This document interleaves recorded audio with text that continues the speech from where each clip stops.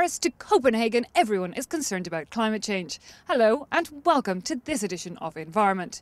This balloon behind me measures the quality of the city's air, showing the levels of harmful gases including CO2. As the UN summit gets underway, we're going to be taking a bird's eye view at one of the biggest topics on the table, carbon dioxide and how to reduce its levels. Inspired by the Kyoto Protocol, a cap-and-trade system was put in place, treating carbon as a commodity. The idea was to inspire companies to reduce their emissions and then have credits left over that they could sell. But like all other markets, the carbon one is choppy, and environmentalists now question the effectiveness in reducing the greenhouse gas. Next, we'll be bringing you to China. It was initially very sceptical about the system, but is now enjoying a boom on the carbon market. Finally, we'll be looking at another system that wants to root out CO2. It involves paying poorer nations to protect their trees. Well, the idea of the balloon behind me is to highlight the level of pollution that's all around us. But in all our daily gestures, we're being given constant reminders. As soon as you buy an airline ticket or even a washing machine, you're being offered to pay to offset your carbon footprint. The idea is that the polluter pays, and it's at the basis of talks in Copenhagen.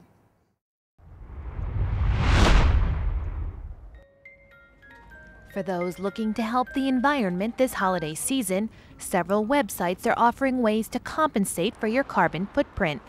For example, this American site sells certificates to offset the annual carbon footprint produced by a family. And this French site is raising money for renewable energy by selling cards to offset carbon expenditures during the holidays. The idea is simple. Individuals can buy credits to cover the amount of carbon personally produced. The Kyoto Accord doesn't recognize these individual offsets, but it does regulate industrial carbon output, where it's all about compensation. So in creating this carbon market, it's with the idea that it's better for industries who can emit less carbon to do so, and for others for which this would be too expensive to use the offsets created by other companies. The European CO2 market was started in 2005. 10,000 businesses and the biggest polluting industries like energy are part of the program. For a set time period, each is given a CO2 emissions cap, which it must meet. If emissions exceed the company's quota, it must buy emissions credits from those who pollute less. The transfer of allowances is referred to as a trade. In effect, the buyer is paying a charge for polluting, while the seller is being rewarded for having reduced emissions by more than was needed. In theory, such a system should reward companies that invest in clean technologies and penalize those who continue to pollute. But the market is new and not yet stable. The climate summit in Copenhagen aims to standardize the system for all countries. The goal is to negotiate the amount of quotas put on the market, how they are allocated, and try and regulate the market. There should be an institution, regulations put in place if the prices are too high or too low to prevent too much fluctuation, and companies shouldn't be allowed to opt out of the regulation. China, India, and the United States, the biggest polluters on the planet, will be most affected by the outcome of the talks. Well, as you can see, the skies over Paris today aren't exactly clear. Across in China, Beijing is known for its thick smog. And yet the Asian nation was sceptical over the idea of carbon markets, seeing it as just a way for rich nations to pay to pollute. But the system has now taken off with success, with a lot of environmentally friendly projects being set up. However, there are companies that are taking advantage of legal loopholes without necessarily going greener. A pile of rubbish transformed into an ecological project. For the past 3 years, the pipes snaking through this rubbish dump in China's Yunnan province have captured the highly polluting methane and other greenhouse gases released by the decomposing trash. Look, we use these yellow pipes to suck the methane in. Then the gas will go to the factory where we switch it over to electricity. The result, 10 million fewer cubic meters of methane released into the atmosphere each year.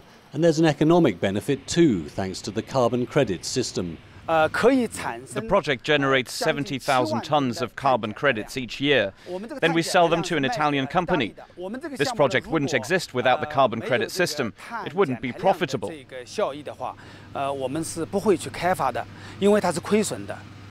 It all adds up to hundreds of thousands of euros a year for Mr. Zhang's project. And as China seeks alternatives to coal for producing its electricity, wind power, biogas and solar energy now generate billions of tons of carbon credits annually. It's a fast-growing business, and it's attracted intermediaries like the British firm Camco, which buys credits in China and resells them abroad.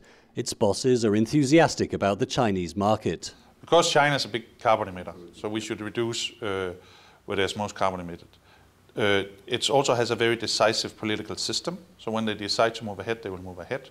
The whole infrastructure in finance and in construction and everything is available here, and they're used to big projects. So we know exactly what permits and approvals are needed to move ahead. But some organizations are worried. At Greenpeace China, they argue that some of the money set aside for carbon credits is being swallowed up by projects which don't really need it, such as China's ever-growing number of hydroelectric dams. A lot of these projects, they already make money, so they don't actually need this additional resources from the CDM project. By actually allowing these projects to be registered as a CDM actually takes resources away from those projects that could add much more value to the whole climate protection. The carbon credit market is driving the growth of some real green projects in China, but there are others which are exploiting its loopholes and lack of transparency. Building a better balanced and more efficient system may be an urgent priority for the Copenhagen summit. Putting forests at the forefront of tackling climate change is expected to be a cornerstone of talks in Copenhagen. Deforestation is responsible for 20% of global CO2 emissions. So a project called RED has been proposed. It would see rich nations pay poorer ones to protect their trees and gain carbon credits as a result. But questions remain as to how these schemes would affect locals living in the forests.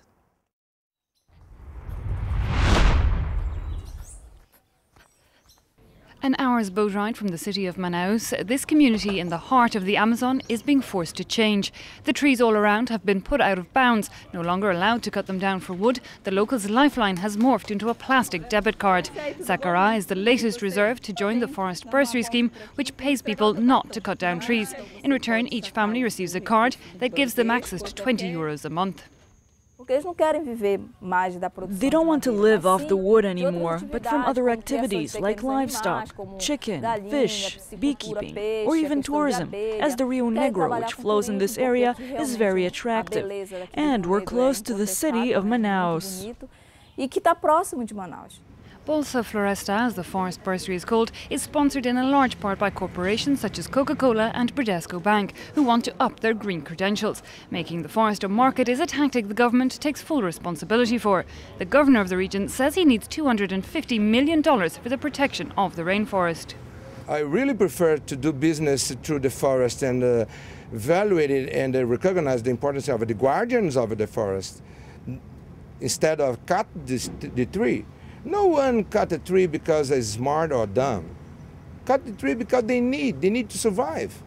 So if I have to make a choice, I really would like to add value to the tree instead to cut the tree. Under the Bolsa Floresta initiative, a pilot RED project has begun. It's in the Juma region and is sponsored by the Marriott hotel chain, which donated $2 million, in return for which it gets carbon credits.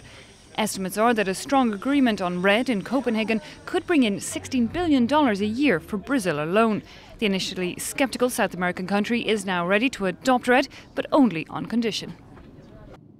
Countries which is not establishing targets to cut emission, they will not be able to compensate for.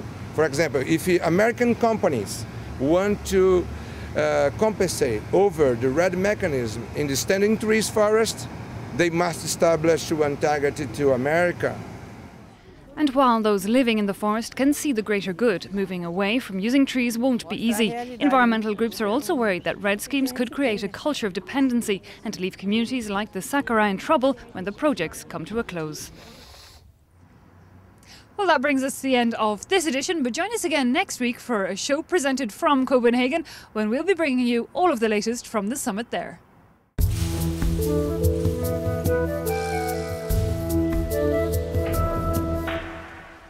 SNCF brought to you